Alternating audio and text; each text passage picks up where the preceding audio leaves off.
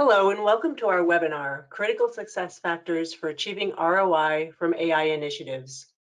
I'm Abby Lundberg, Editor-in-Chief of MIT Sloan Management Review, and I'll be your moderator. Today's program is sponsored by Five9. Investment in enterprise AI is accelerating, yet studies show that many AI projects fail to deliver real value to the business. The ability to increase value depends on a number of factors, including how enterprises approach talent, culture, and decision-making. In today's session, researchers Tom Davenport and Laks Srinivasan will present the key factors leading to a meaningful return on AI investments. They'll help you understand how to determine the appropriate level of AI ambition for your company, and they'll share examples of some successful AI journeys. Tom Davenport is a President's Distinguished Professor of Information Technology and Management at Babson College. He's also a fellow at the MIT Initiative on the Digital Economy, a visiting professor at Oxford's Said Business School, and chairman of the Return on AI Institute.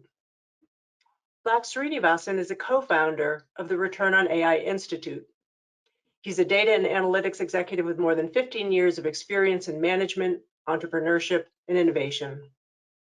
Tom and Laks are co-authors of the newly released research study, Maximizing Return from AI Initiatives. They'll share some of those findings with you in this session, and they'll be making a more detailed version of that available to you after this event. Welcome to you both. Thanks, Abby. I'm happy to be here. Great to work with you for the first time in your new capacity as Editor-in-Chief, and Abby and I go way back to, I figured, 1992, Abby, when we first started working together at AO Magazine. Laks and I are excited to talk with you today about this issue that we think is very important. How do you maximize return on AI? We had seen for the last several years, survey after survey suggesting that the majority of AI projects either never got deployed or failed to meet expectations. Roughly 85% or so didn't really return any value. So we want to try to figure out what made for success. What was going on in the 15 or so percent that actually succeeded. So we undertook some research to figure out what were the strategies and approaches from leading organizations about how culture and structure and various other non-technical factors would affect AI readiness in the organization. Laks and his team had done AI and big data implementation work for a number of years, and they had a higher percentage, so they were well qualified. I don't know what your actual percentage was, Laks. Maybe you never figure that out, or you won't reveal it, maybe. It's classified, Tom. Classified for good reason, but more than 15%, you promise. Yes. We wanted to try to create, frameworks, methods, and tools that helped other organizations across different industries increase their likelihood of success with AI. And we were not focused on digital native companies. They sort of have it too easy in a way, with the, a culture that's born to succeed with these technologies. So we're really focused in our research on large non-digital native companies that wanted to succeed with AI, and a number of them had done so. Now, of course, there are a lot of definitions of AI. We take a pretty broad cut at it. We include all the A's, automation, advanced analytics, and AI in the mix, including machine learning, of course. Yeah, one thing I would add, Tom, is since we wanted to look at culture and AI readiness, we partnered with Spencer Stewart, Jeremiah Lee, who heads up research there, and Charlie Stack, who heads up the data analytics practice. So thanks to them to make this happen. So. Yeah, they're of course an executive search firm. They hire the people who lead these initiatives, so they have a certain incentive to understand what some of the cultural factors were. So we conducted 45 or more, I think if you add them all up, interviews across 6 industry sectors. As I said, large companies, median revenue over 5 billion, spending $100 million or so a year on average on AI. So clearly a need to get some return. And all of the people we talked to were senior business or AI/analytics executives, half of them C-suite executives. So let's do a quick poll and then we'll get to the overall findings. So where are you in your organization's AI journey? Are you not really started yet? Started but only doing pilots? A lot of organizations start with pilots or proofs of concept or whatever you want to call them. Are you delivering some value but not really scaling the way you'd like to? Or do you have multiple systems already in full deployment? So we'll take a few minutes for you to cogitate and vote. A few seconds, I should say. Yeah.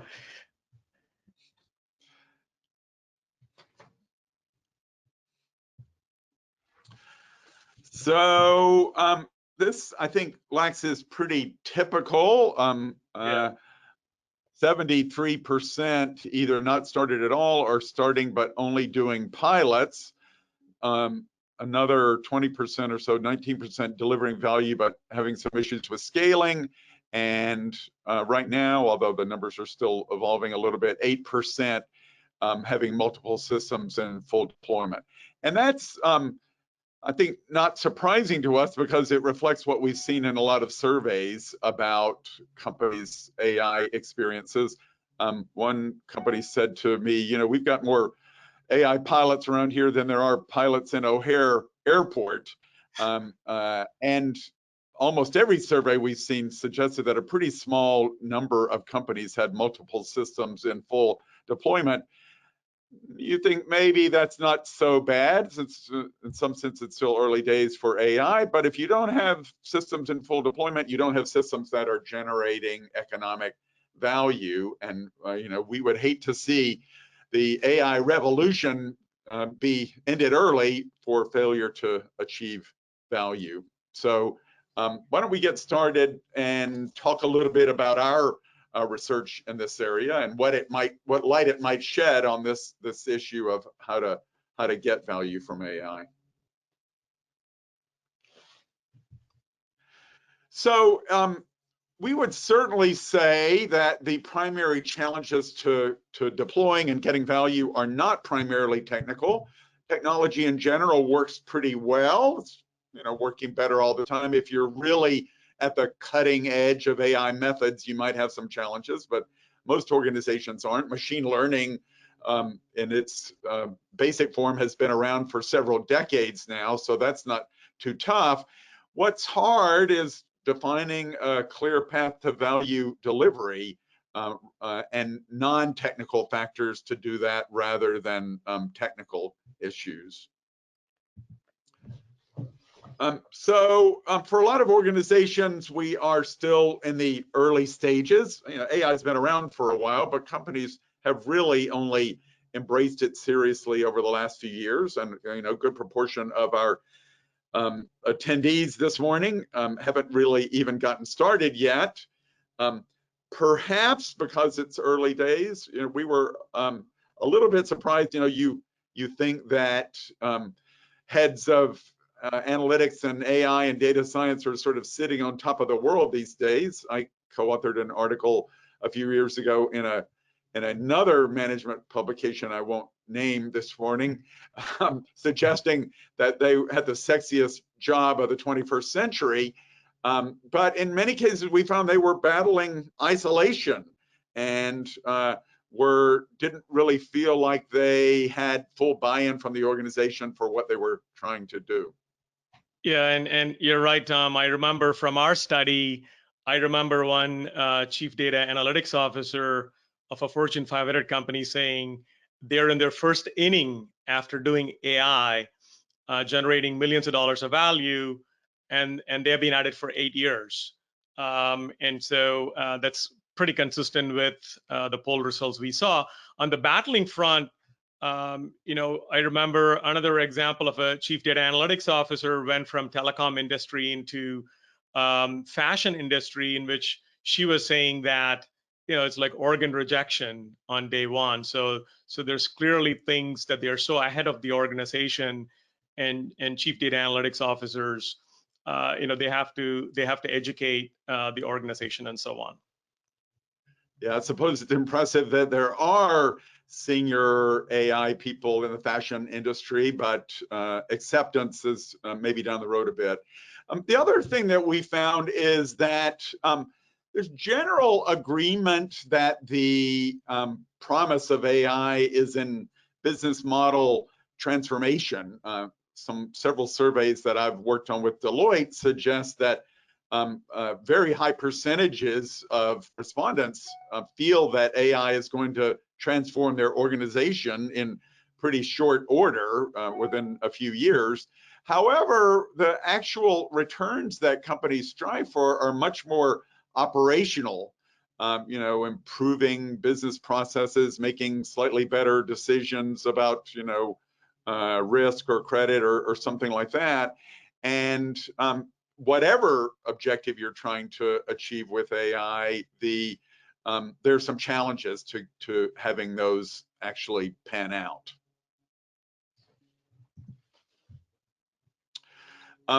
And I suppose this won't surprise anyone in principle, but a lot of organizations tell us culture is an important factor in the success of return on AI. I was talking recently to the leaders of a really huge new initiative, one of them actually an MIT professor, the other a MD, PhD, Google venture capital partner, in addition to being chief data officer of this huge research center. And they'd just gotten a huge amount of money to connect machine learning and AI, machine learning and biology in their organization. This is a biology-oriented research center. I can say who it is. It's the Broad Institute, which is one of the organizations that first sequenced the human genome. And so I said, do you have concerns? What do you think could go wrong using this money to connect machine learning and biology? What would be the biggest challenge? And they both said, culture, which is sort of surprising. You'd think that there would be big biology issues or big machine learning issues, but no, it's humans and culture that stand in the way. Yeah, and Tom, we actually have some pretty interesting finding which you're going to cover later. And so let's move to the next one. So the next set of findings are folks that are getting significant return on AI. They made these 3 decisions up front. And the first one is what we call strategic intent for AI. It's about an intentional, deliberate commitment that AI is going to be central to achieving their corporate objectives. Second decision is what we call the AI money map, which is really around systematically identifying use cases, high value use cases, and most importantly, sequencing them. The third decision they all made is how they're going to keep the score on return on AI. Here we actually found, it has to be consistent with the way the company is managed. Now, we're going to look into details of each one of these decisions and talk through some examples. Yeah, I mean, none of this should be terribly surprising. It's, some sense of what you want to accomplish with AI, a prioritization of what you do first in order to get value, and then a set of processes and structures for delivering value over time. So all of those seem quite logical, I think, in retrospect. That's right, Tom. And I think we find that people who are successful and way ahead in the journey, especially in the polling question, the last answer, they were doing this, in every one of those initiatives. So now, double clicking on strategic intent for AI. Again, as I mentioned, this is about the intentional and deliberate defining and declaring of what AI is supposed to do for the organization.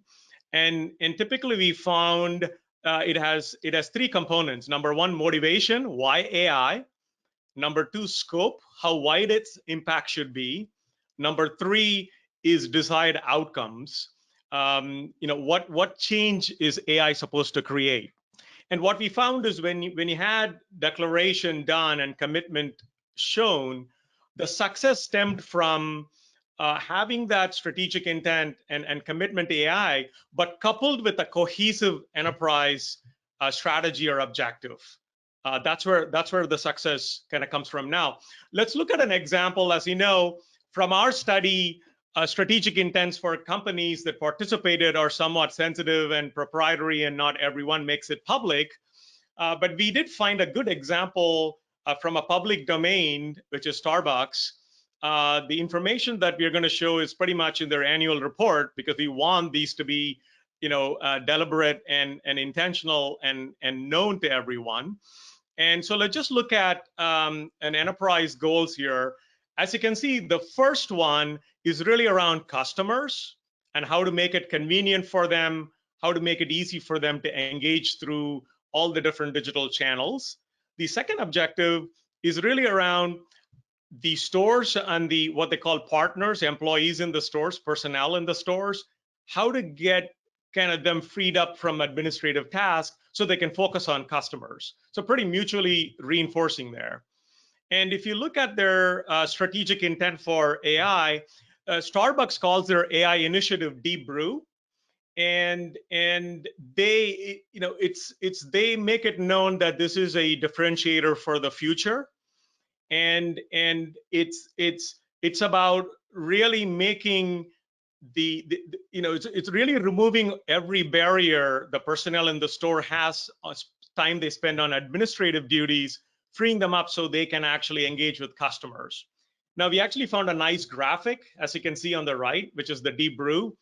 And you can see two things here. One is it's clearly coherent, and it's also closed loop as well. So I haven't talked to Tom about this, but I would personally give them a grade of A here on how well they have defined and articulated the strategic intent here, Tom.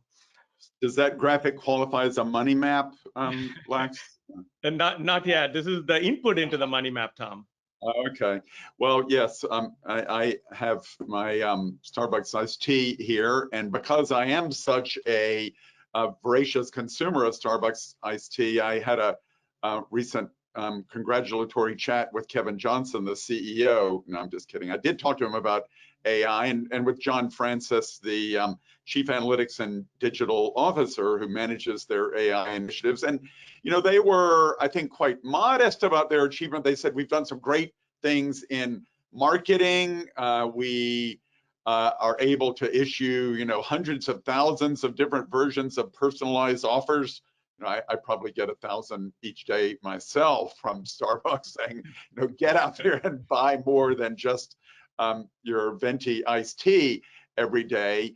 But they said, even for us, although we've been successful, we'd like to get to the next level with AI. And, our challenge is, again, cultural. We have a culture that emphasizes consensus-based decision-making. It's a very, generally a very positive attribute of our culture, and we feel like we're one big family, but we'd like to move to an environment where we maintain that consensus family orientation, but also make more decisions based on data and analytics and AI. So even organizations that are pretty far along in this regard have their issues. Absolutely. And so let's move into the second decision, the AI money map. Again, as I talked about, the money map is about systematically identifying the use cases and opportunities and also sequencing them based on some organizing principle that's very unique to the company. And what we found is that from our study is it has three qualities. First one, the money map is linked to an attractive value pool. So no pet projects and no science projects. Second is a willing executive sponsor, so that could make capital allocation decisions as well as remove roadblocks as they get on the journey. The third and the final is what we call ability to model the use case. What I mean by that is each use case, they're able to articulate who the end user is, what jobs are they trying to get done, how is AI going to help them get the job done better, how is the AI going to get operationalized, and how will it be measured. So it is all of that is present in the model of the use case. Now, here's an example of how a money map may be depicted. You can see here the boxes represent use case, and the size of the box represents kind of the value pool, size of the value pool. The colors typically are another dimension, like the functional domain, marketing, customer service, engineering, or could be a business unit, or a geographic region, or a solution domain, which could be recommender system, chatbots, and so on and so forth. For example, that we had a telecom company, when they lined up the money map, they decided it had use cases across domains like marketing, customer service, and engineering. However, they decided to first sequence all the use cases within marketing as a way they wanted to get started in one domain, build some expertise, build some playbooks, then take it to other domains rather than doing multiple use cases across domains. So that was their divining rod and guiding principle. There is another a bank in UK. When they looked at the money map, 2/3 of the profit pools of the bank are coming from mortgage business unit. However, they ended up deciding to do use cases in consumer cards because of time to market, regulatory, and various reasons. The third one is a media company that decided, while they had lots of opportunities across a number of different solution domains, they decided to go with a recommender system as it was central to a new business that they were launching. So the key here is that it's a combination of these qualities and some guiding principle for you to sequence to actually get the money map. It's not a static map. You have to create it and manage it and maintain it. And what we found in our study is when an org has a money map, the use cases defined upfront reduce the organizational friction and quickly produce successful proof points, which in turn kind of made everybody aware and want AI more. In a way, they were able to scale beyond pilots and use cases. Yeah, I mean, you may not find it called a money map. I haven't yet. I'm waiting for the first organization that says, "Oh, let us show you our money map." I told Laks that it might be a little crass, but it is at least memorable as terms go. But I have seen companies that clearly effectively have one. For example, I've been having some discussions with Scotiabank, which one of the big 5 Canadian banks, in fact, the largest in terms of number of employees and customers, and they felt like they were kind of behind some of the other Canadian banks. Some had done big acquisitions of AI startups and so on. So they decided we're going to really focus heavily on value. Value in our sector comes from, treating customers better, helping them with their financial lives. And I think it's important to point out that one of their most important applications didn't necessarily make money for them, but it certainly added value. And they tried to identify during COVID their customers who had the most issues with, personal cash flow and maybe not as much money coming in and too much money going out, and contacting them and seeing how they could help, which is certainly something that will endear you to the customer for a while if you're offering that kind of assistance. So it's really, value of various kinds, sometimes social, sometimes monetary. Yeah, and I totally agree with you, Tom, that it's not a term we heard in the study. It's something we liked. I have heard it clients use in my kind of past 10 years, and it's alliterative, and as you said, it's pretty catchy. So we hope people start to use it. So Let's see if anybody's got anything of that kind now. We have another poll question about that coming up, right? Yeah. Yep. So by Money Map, do you have a prioritization of which use cases are really going to help you deliver value, regardless of what you call it? So easy answer this time, yes or no. Shouldn't be too hard. Can be formal or informal, but some clarity about where you're going to achieve value from AI.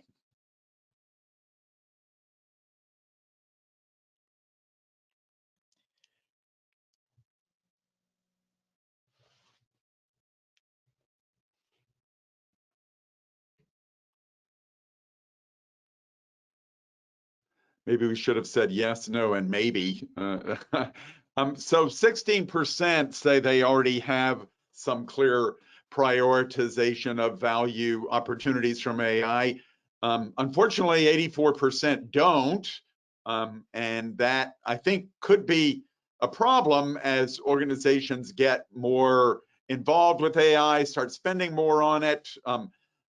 Chances are pretty good that someone, maybe the chief financial officer, will say, and how exactly were we supposed to make more money or achieve more value for customers from this technology? So you might want to be prepared for that kind of answer.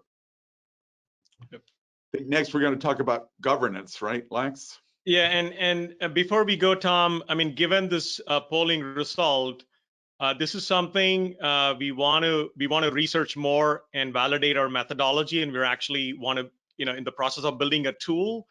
And so anyone who's doing it, the 15%, you want to talk to us, reach out. Others who are not doing it, if you're interested, let us know. We can talk to you. And so with that, let's move to governance. Let me see here. So this is the third decision, which is important. What we found here is really interesting. This is talk about Peter Drucker's culture eats breakfast. This is really an area, culture eats AI. There's a lot around how they keep score of the return or impact of AI was pretty much determined by how the company actually manages everything else. Maybe it's logical in some respect. We found there are three models generally. The first model is a direct P&L, where the AI leader or the AI team had accountability and to direct revenue and profit targets. The second one is more of a shadow P&L, more in a matrix kind of structure, typically around the initiative, kind of cost and value measurement. The last one is what we call output KPIs, or accountable to functional kind of outcomes. Number of minutes before the customer call gets answered, and so on and so forth. So the second and the third kind of have flavors of a cost center. What we also found is there isn't one best model. Each organization must figure out what is best based on your culture, your context, and also a stage in the journey as well. So why don't we see an example of how culture decided a model? So in this case, we're going to talk about a Fortune 100 retailer. I'm going to tell you the backstory, and I want to see if you're able to figure out which of the three models they used. As with any retailer, this retailer also makes money 1 penny at a time, but billions at times an hour, and the margins are razor thin, and so they kept very tight control, financial control on every penny made and spent. Data science in this company was centralized in IT, serving all business functions. However, the merchandising leader wanted to bring data analytics to the front line, so he hired a machine learning director, and he actually came from spending few years in a digital native company. As you can imagine, it's a very different world that he was coming from. So the first thing he set out to do is to actually go in and understand how business operates. And it's a very memorable approach that he had. is he ended up actually working night shifts at stores for a while to not only meet the personnel in the store and the store manager, but also understand the nuts and bolts of processes and how really things work, the one penny at a time. And it didn't take him very long to actually come up with a number of AI opportunities through which he can streamline merchandising. One particular was where it was worth the billions of dollars in liquidating excess merchandise. And so he went up and pitched that and was given a go-ahead to go and build a team and go after it.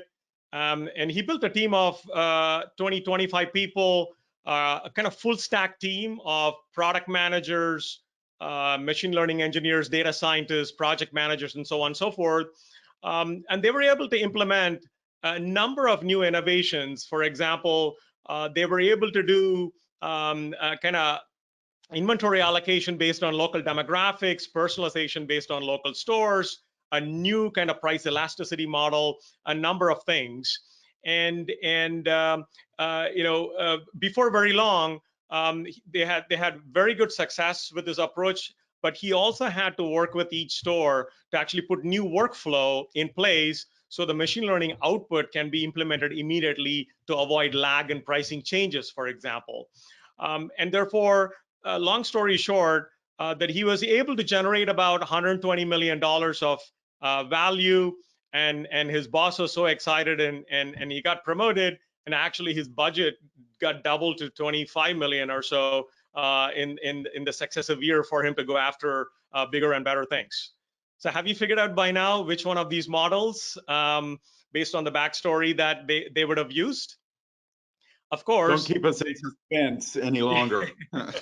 I know I'm not able to see the chat, but they of course did the direct model, and of course there are advantages to it. It gave them full control, not only of AI and model, but also business process, strategy, and everything else. It was scored by the CFO, so there's clear direct attribution. It also had downsides. As from our research, we're able to find that particular kind of thing is not scalable across the enterprise. So it may limit the potential kind of transformation value of what AI can do for companies. Go ahead, Tom. Well, I was just going to say, I think there are a variety of different models, as you suggested, that can work. I've been doing some work with DBS Bank in Singapore. In fact, wrote a little piece about Piyush Gupta, the leader of that organization in MIT Sloan Management Review a month or so ago. And they had ultimately, Piyush, he likes to be called Piyush, said, well, I'm going to open up the wallet and let people experiment with AI. But ultimately, they evolved toward having to show value at the individual initiative level for each business unit that had done the experimentation. So that's, I guess, you classify that as a co-ownership of P&L model, Laks. It suits their kind of early experiment, broad experimentation culture, but then you have to eventually show value for each experiment you're doing. Yeah, and so I remember Tom and Laks, I want to just jump in 1 minute. I want to make sure we get to some of these fabulous questions that we're getting from the audience. We just have a few more minutes for you to go through the rest of your slides. So I know you have another section to get to. Yes, thanks, Abby. I was noticing that as well. I know we have content for many webinars, as we talked about. So let me keep going through, and we'll try to pick up the pace here and see if we can wrap up in another 5-7 minutes or so. And so having seen 3 decisions, the companies that are getting significant return on AI also put 3 catalysts in place. The first one is analytic quotient. This is about broadly the data-driven mindset and culture of the company, particularly their ability to be aware of their culture and ability to shape it. Number 2, analytics-ready data. This is really something we found. What we found here is that folks started with what they had. And some of them were pretty creative and had to pry the data out of data owners. For example, Zach Anderson, who's the Chief Data Analytics Officer of NatWest, actually carries around a letter from a CEO authorizing him for any data in his organization. There's another CDAO in a communications equipment company, we remember from the study, it took a product crisis and a CEO intervention for her to get access to the data. But they were able to, everybody was able to get something going with the data they had and then kind of build on it. The last one is enabling capabilities. As I said, this is a whole another webinar, but this is around how they organize AI teams. We found they had product manager and in a squad, and most of the folks in terms of technology stack, because of where they were in their journey, use pretty much Python and homegrown technologies. And then functional organization, we found kind of federated and center of excellence models and kind of hybrids and everything in between. And so in the interest of time, I'm going to just do a double click on just the analytic quotient. And within analytic quotient, as I said, that this is where we worked with Spencer Stewart, and they had a database of 10,000 companies' cultural profiles, and we combined that with our institute database of ROI scores. Our going-in hypothesis was certain cultural styles in certain organizations made them more ready for AI than others. We were actually pretty disappointed, and we actually found that initially we were, but we figured out that it's actually good news. Culture is not an impediment to getting return. In fact, there's no one best data-driven culture, but key is that cultural awareness navigation is a big single most predictor of value in organizations. We also found a natural progression in this journey. It typically starts with you, striving to fully understand and be aware of others' views and kind of work kind of principles, and then finding common ground. Could be some opportunities for cultural anthropologists to intervene in these awareness efforts, Laks. Absolutely, Tom. And I think if anybody is listening, would love to, and I'm sure Jeremiah Lee would love to partner. And the next one, Tom, here is that once you become aware, then you actually apply that and you change your approach in very specific ways to create return value from AI. And all of this culminates in, sorry, I'm going the wrong way.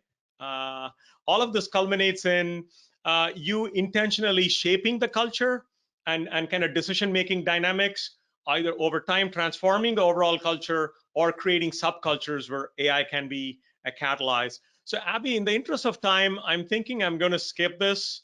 And this is a great story, but for another time.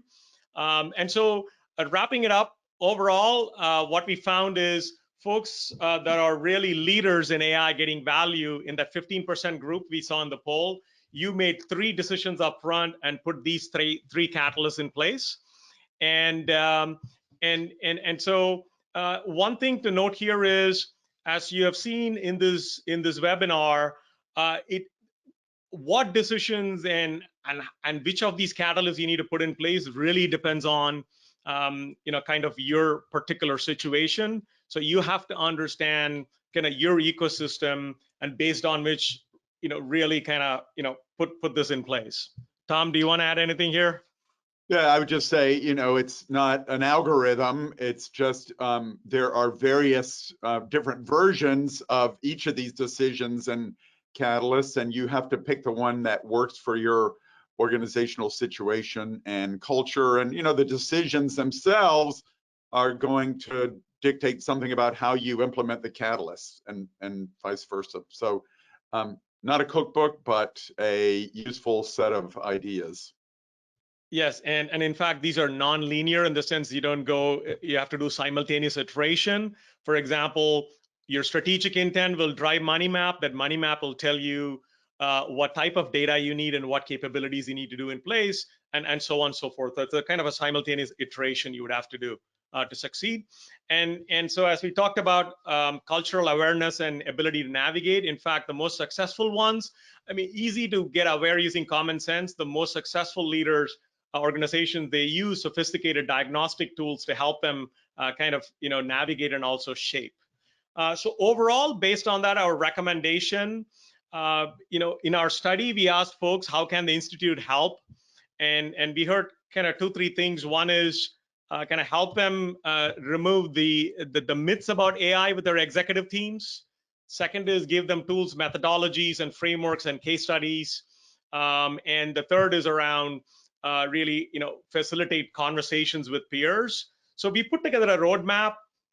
Clearly, if you're in that 85% in the poll, in the first 3 answers you made, our recommendation is get it started right. It's kind of hit the restart button if you haven't, if you've started. Make these 3 key decisions up front. And the next thing you do is we have built a framework of 29 factors that you can do an assessment of your AI ecosystem to be able to figure out what catalysts and what kind of degree you need to have in place to be able to de-risk your AI investments. And then most important as you do is you bootstrap value as you progress.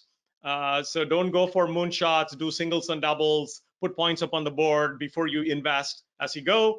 Of course, over time you have to become self-sufficient, moving towards a AI first or AI fueled organization.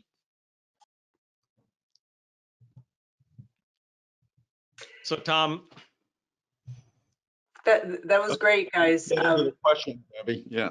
Yeah, no, that was fabulous, and we do have tons of great questions coming in. So there are a few that kind of cluster around the the money map and the the whole topic of ROI in general. So Mark was curious to know, how does the AI money map help an organization differentiate management reports about company performance and customer insights versus the AI investment and the AI approach?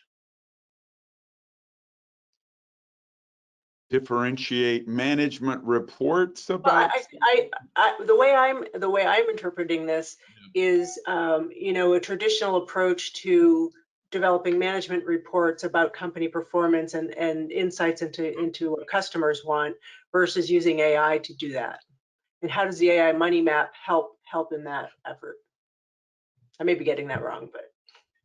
Well, certainly you'd want to, management reports don't tend to be highly value adding in many cases. So ideally you want to automate that as much as possible and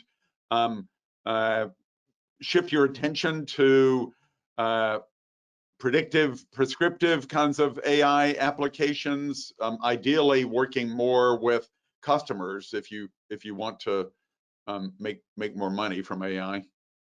Yeah, and Abby, if I could add to that, would be I'm interpreting in this way, which is typically what we find is that AI, if you have an AI program with all the 3 Ds and the 3 Cs, the governance would be there's some type of an AI council that has a set of decision makers, and typically CDAOs have a seat at the table. And to me, the money map becomes the central kind of way that discussions happen, because as I said, it's not a static map. It becomes a tool with which you actually operate your company, and therefore would be an input into management reporting. Right, and we actually there's a bunch of questions around decision making with AI. Before I get to those, though, there's another question about Namchul would like to hear more about how you can measure ROI, and can it be measured objectively or quantitatively? There, I think, depends on the use case how you would measure, of course, but certainly if there are decisions that are being made with AI, you can measure the accuracy of the decision before AI, compare it to what you've done thereafter. At least in the US, we don't typically have a culture of ex post facto assessment of how things turned out with our, not just AI, our IT applications in general. I'm sure, Abby, you wrote about that in CIO many years ago. It hasn't changed. Again and again. Yeah. But if the only way to really know the value of your AI projects is to assess what was going on before you implemented them, and look at it afterwards. And Abby, what I would say add to that would be, if you start with the modeling the use case, you would know what is the business metric you're going after. For example, if it's churn, then you would be able to say, okay, how is this model helping me to manage churn? And in one of my projects in the past, they had clear test control and a quantitative methodology to be able to report, and it was audited by the CFO and certified by the CFO. And as Tom said, yes, this is possible in some cases, especially when you're focused on operational returns on AI. And this is an area Tom and I continue to talk about. When you're talking about strategic returns, how do you measure that quantitatively or otherwise is an area of research that we want to do next. But yeah, and churn is a relatively easy thing to measure, and hence its popularity. It does tend to pay off pretty quickly if you can reduce churn. Automation related benefits are relatively easy to measure. It's one of the reasons why a lot of AI executives we work with say, I want robotic process automation in my portfolio because I can measure the value of that quite easily. But as Laks suggested, you shouldn't restrict yourself to those kinds of day-to-day operational benefits. Right. One more thing, Abby, is this also chicken or egg in the sense people focused on operational, it still doesn't get into the board and the CEO agenda. So it continues to, AI continues to stay in the operational domain. So part of this is, as a community, as an ecosystem, how do we elevate this to a CEO and the board agenda? And that requires strategic return conversations. And that's really where this needs to head for more AI adoption. So I think you just answered Lorian's question, which was about the role of AI in decision making and how, I'm sorry, he had two questions. The one that I'm thinking you just answered was, how do you recommend going from widely used internal AI measures to business value? And I think you just addressed that. So Bogdan would like to know, since AI derives from, and I'm going to sort of ad-lib a little bit here, since AI derives from existing data, even if it's from weak signals, he's wondering how then, is there a role for AI in the sort of creative process in imagining new needs and products, or is that really the role of the humans in that relationship between humans and AI? There are some great examples of using AI for kind of early warning of signals in your environment that suggest the need for a new product or a new service or something like that.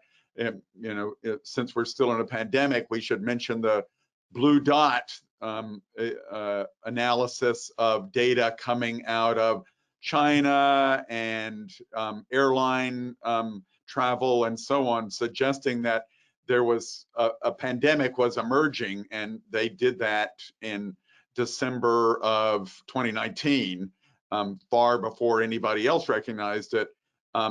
That, of course, could drive all sorts of innovation in terms of, vaccines and new work arrangements and so on.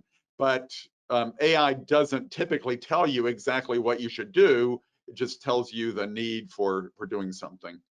And if I take a narrow interpretation of the question, Abby, if it's about content as in media and so on, that's actually one of the examples that I skipped, I couldn't cover, is actually that AI leader worked with content folks, and the way he went about it is to really, for example, you can bring AI into what is the value of content.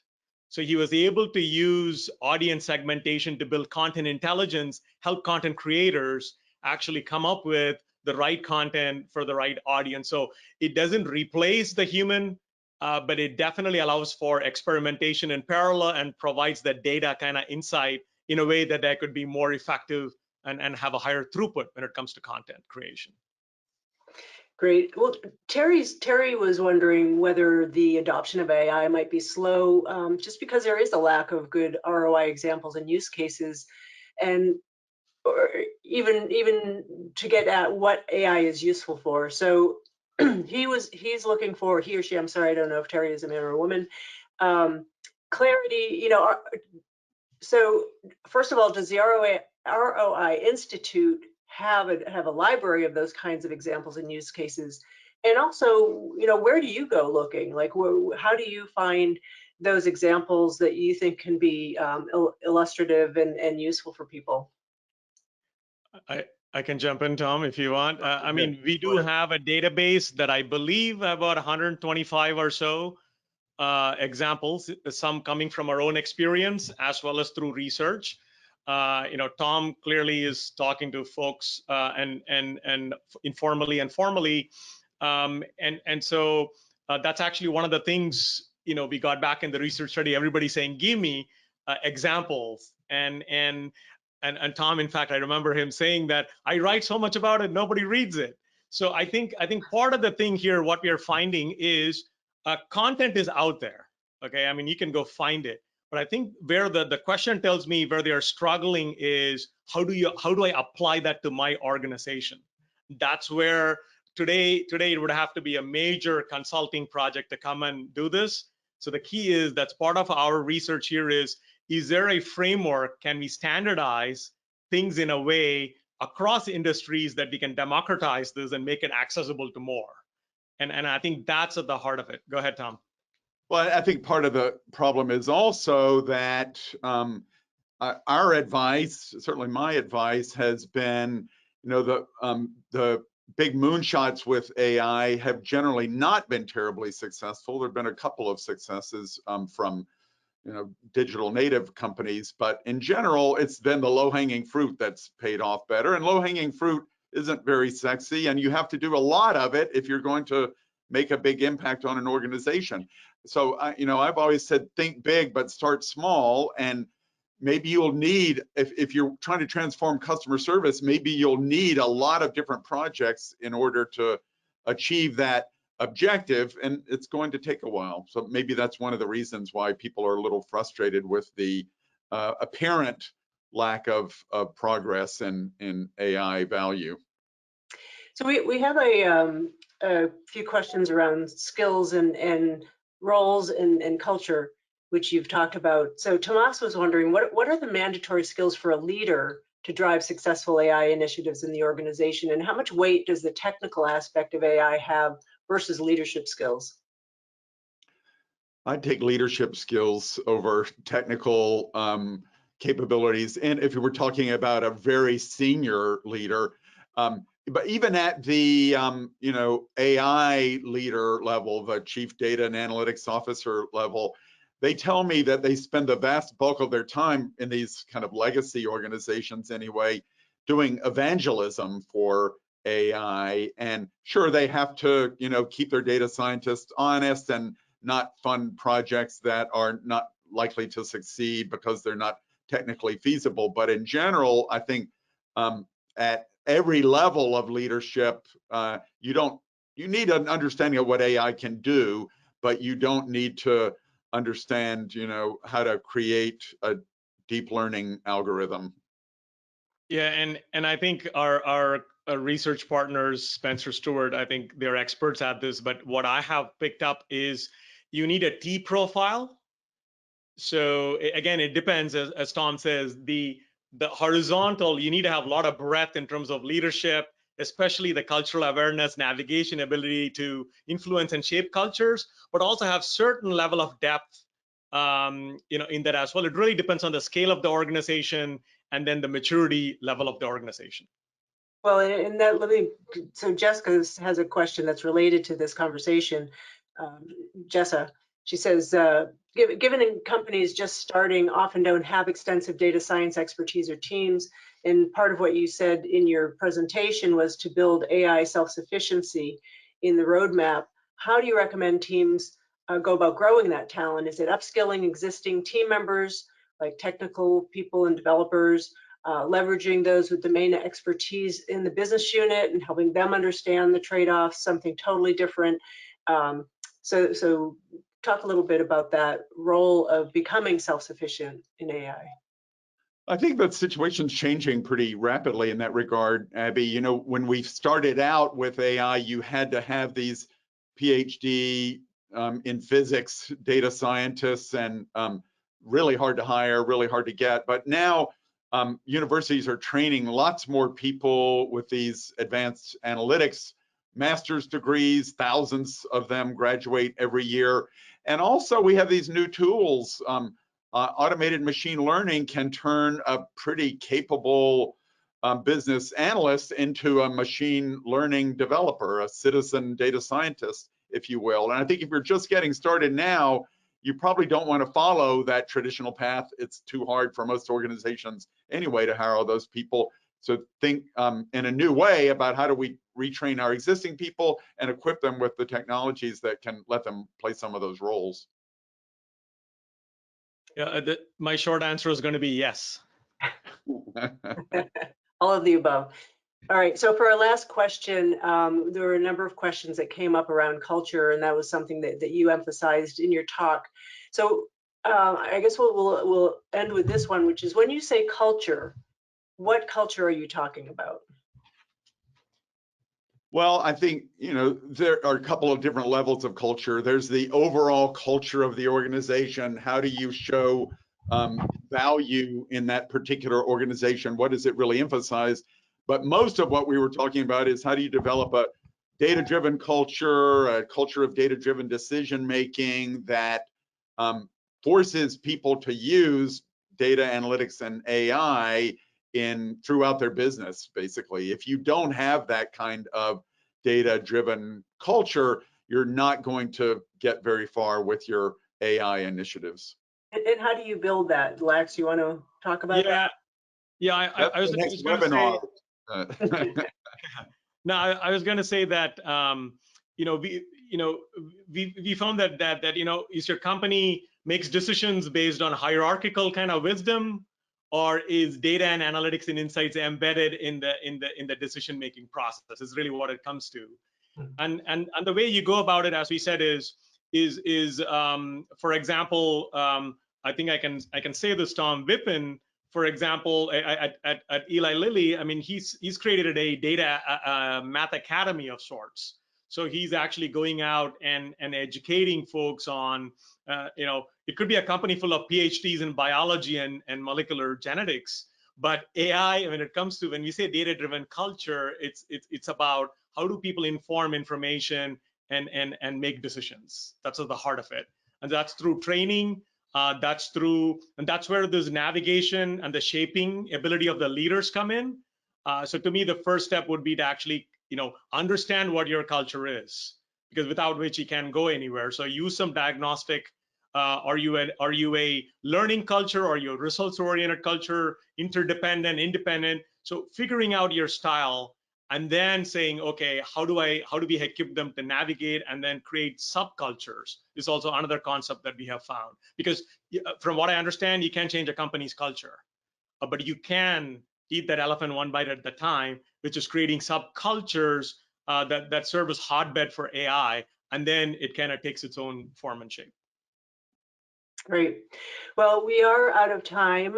Thank you so much, both of you. This was a really interesting talk and a great starting point. And like you said, there's so much here. I also want to thank the audience for your great questions. That we didn't get to half of them. We didn't get to a third of them. And final thank you to our sponsor, Five9. We appreciate your support. Thanks so much. Thanks, Abby. Great to be here. Bye.